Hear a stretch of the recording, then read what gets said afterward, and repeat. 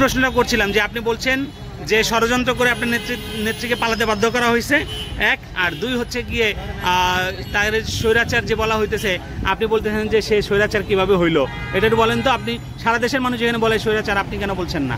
সারা দেশের মানুষ স্বৈরাচার বলে, এটা ভুল ধারণা। স্বৈরাচার কারা বলে? যারা স্বাধীনতা বিরোধী ছিল তারা স্বৈরাচার বলে।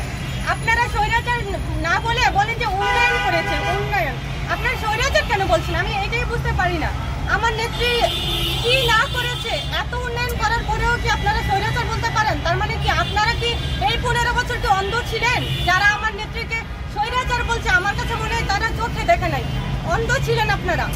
আপনাদের যদি বিবেক থাকতো, আপনাদের যদি মনুষ্যত্ব বোধ থাকে, তাহলে আমার নেত্রীকে মানে স্বৈরাচার বলতে পারেন না।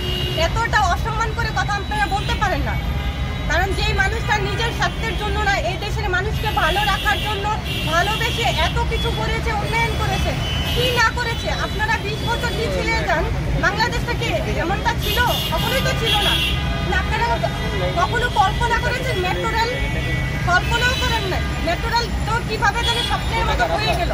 আপনারা মানে ভেবেছেন পদ্মা সেতু কি কোনোদিন মানে ভেবেছেন যে এত তারা ভেবেছেন, কিন্তু কোনোদিনকে চিন্তাতে আসে যে এত তাড়াতাড়ি হয়ে যাবে? হয়নি সেটা। আমার নেত্রী কিন্তু সেটা করেছে। তারপরে আরো এরকম অনেক বিভিন্ন মানে যেমন আমি বলি কর্ণফুলী টানেল, এটা তো মনে হয়েছে কারো মাথায় স্বপ্নেও আসেনি। এটা কিন্তু আমার নেত্রী বাস্তবায়ন করেছে। তারপরে সেই মানুষটাকে আপনারা কিভাবে বলেন যে স্বৈরাচার? স্বৈরাচার কথাটার অর্থ কি আপনারা বুঝেন?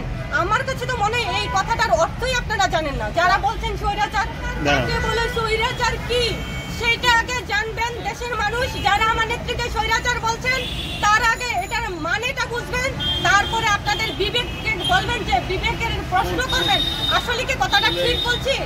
যে কিনা দেশের মানুষকে ভালোবেসে নিজের স্বার্থ না দেখে তার মানে এত কিছু করেছে, মানে আমার কাছে মনে হয় কি ওনাকে যদি আমি দেখতাম, আমি বলতাম জননী আপনি কেন এই দেশের মানুষের জন্য এত কিছু করেছেন?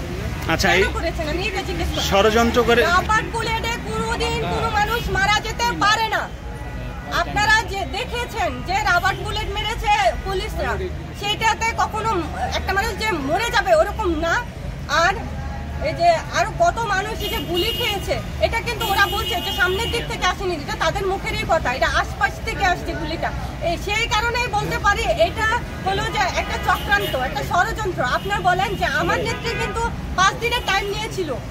আপনারা জানেন কি না যে ওনাদের মানে সব কথাই কিন্তু মেনে নিয়েছিল, যে কোটা, হ্যাঁ কোটার জন্য উনি কিন্তু সবই মেনে নিয়েছে, ঠিক আছে, এত% থাকবে, এত% থাকবে না। আর উনি 5 তারিখ টাইম নিয়েছে। এটা যদি চক্রান্ত না হয়, ষড়যন্ত্র না হয়, এই 5 দিনের মধ্যে আপনাদের মনের ভিতরে কেন এত কিছু হয়ে গেছে? আর আমার নেত্রী কিন্তু বলেছে যে মুক্তিযোদ্ধার নাতিপতিরা পাবে নাকি রাজাকারের নাতিপতিরা পাবে।